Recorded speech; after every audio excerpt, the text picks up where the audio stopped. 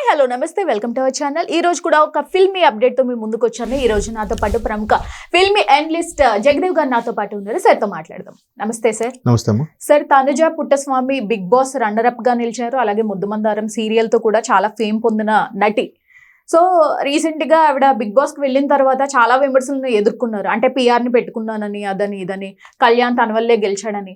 అంటే రీసెంట్ గా ఒక పోస్ట్ వైరల్ అవుతూ ఉంది ఇన్స్టాలో పుట్టిన, అంటే నన్ను బతకనివ్వండి, నా వ్యక్తిగత జీవితం ఉంటుంది అని చెప్పి చాలా బాధపడుతూ ఒక వ్యక్తం చేసడం జరిగింది. అసలు ఏమై ఉండొచ్చు ఒక జర్నలిస్ట్ గా మీరు ఏం చెప్తారు? ఫస్ట్ థింగ్ ఆమె పెట్టిన ఏదైతే స్టేట్మెంట్ ఇచ్చిందో అది 100% కరెక్ట్, తప్పేం లేదు. ప్రతి ఒక్కరికి వాళ్ళ వ్యక్తిగత జీవితం ఉంటుంది కదా. కాకపోతే ఈ బుల్లితెర మీద కానీ బిగ్ స్క్రీన్ మీద కానీ కనిపించే వాళ్ళు 4 గోడల మధ్యన ఏం చేస్తుంటారు, వాళ్ళ బెడ్రూమ్లో ఏం చేస్తుంటారు అనే క్యూరియాసిటీ ఎక్కువైపోయింది జనాలకి. అంటే అదేదో త్రివిక్రమ్ గారి డైలాగ్ కూడా ఉందండి. ఈ ప్రతి ఒక్కడికి ఎలా అయిపోయిందంటే వాడి విషయంలో ద్రాక్షరసం, పక్కోడి విషయంలో పాదరసం అన్నట్టు.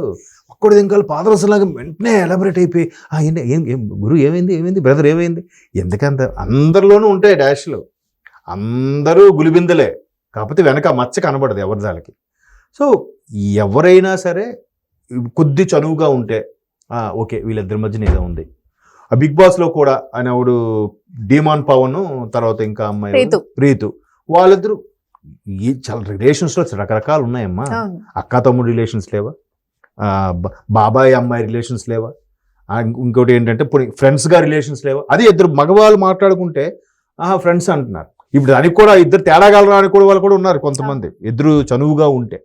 సో ఎవడికి కనిపించింది వాడు రాసుకెళ్ళిపోతున్నాడు. సోషల్ మీడియా వేదిక మీద చేతిలో ఫోన్ ఉంది కదా అని నచ్చినాడు ప్రతి ఒక్కడు ఛానల్ పెట్టేస్తున్నాడు, ప్రతి ఒక్కడు పిచ్చిగా కామెంట్స్ పెడుతున్నాడు.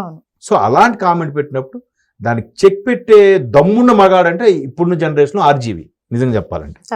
సో ఇప్పుడు ఈవిడ కూడా రిక్వెస్ట్ చేస్తుంది, అయ్యా నాకంటూ పర్సనల్ లైఫ్ ఉంటుంది, మనోభావాలు దెబ్బతినేలా ఉంటాయి, దయచేసి ఏమీ ఇది అవ్వద్దు. ఇప్పుడు మొన్న రామ్ చరణ్ గారి ట్విన్స్ గురించే అసలు వాళ్ళకు సంతోషం ఉంటుంది, వీళ్ళు ఎందుకు మిస్యూజ్ చేసేసి అలాగా రామ్ చరణ్ ఇలాగా ఇద్దరు మగపిల్ల పుడతాడు, మనకు ఖచ్చితంగా మగపిల్ల పుడతాడు, పుట్టకపోతే మేము ఒప్పుకోం ముందు అంటే ఒకడు నీకు ఎలాగ ముందు తెలిసింది, మగపిల్ల అవ్వకపోతే నువ్వేం చేస్తావు, ఎప్పుడు హీరోయిన్ చేయవా, హీరోయిన్ చేస్తావా, కొంతమంది సరోగసి అని.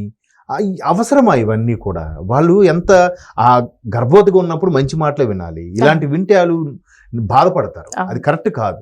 సో ఈ నోటికి వచ్చినట్టు రాసుకెళ్ళిపోతున్నారు. ఇలాంటి వాళ్ళకి తనుజ లాంటి వాళ్ళు కరెక్ట్ చెప్పాలి, చెప్పకపోతే ఇంకా వాడు చెలరైపోతాడు. లేదు నువ్వు అలా చెప్తే నీకు అన్ఫాలో చేస్తాం, చేసుకో.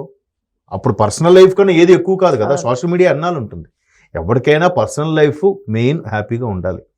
అసలు పంచపక్ష పరమాణాలు తినకపోయినా పర్వాలేదని గంజి తాగైనా ప్రశాంతంగా ఉండడం కావాలని ఈ రోజుల్లో అదే ఉంది. అది లేకే కదా చాలా మంది సూసైడ్ చేస్తున్నారు, చిన్న వాటికి, సెన్సిటివ్ విషయాలకి, ఏదో కొంపలు మునిగిపోయినట్టు. అరే నీకన్నా బాధపడేవాళ్ళు, నీకన్నా తిండికి లేని వాళ్ళు ఉన్నారా, వాళ్ళని చూసి తృప్తిపడు. ఇది హిట్ కొట్టాల్సింది ఫెయిల్ అయింది, లేదు ఈరోజు అక్కడ అమ్మాయిని పటాయించాల్సింది మిస్ అయింది, ఎవడెవడో ఆ అమ్మాయి దక్కలేదని, అమ్మాయి వద్దన్నదని చెప్పి రైలు పట్టాల కింద పెట్టాడు. మొన్నప్పుడు న్యూస్ చూశాను. సో ఇట్లాంటి విషయాల్లో పర్సనల్ లైఫ్ జాగ్రత్తగా చూసుకోవాలి. తనూజ పెట్టిన కామెంట్కి నేనైతే 100 మించి పర్సెంటేజ్ ఉండదేమో కానీ 1000% నేను ఒబే చేస్తున్నా. అలాగే ఉండాలి. ఎవరైనా అన్ఫాలో చేస్తే చేసుకోమండి, పర్సనల్ లైఫ్ కన్నా ఏది ఎక్కువ కాదు. Exactly sir. Thank you so much.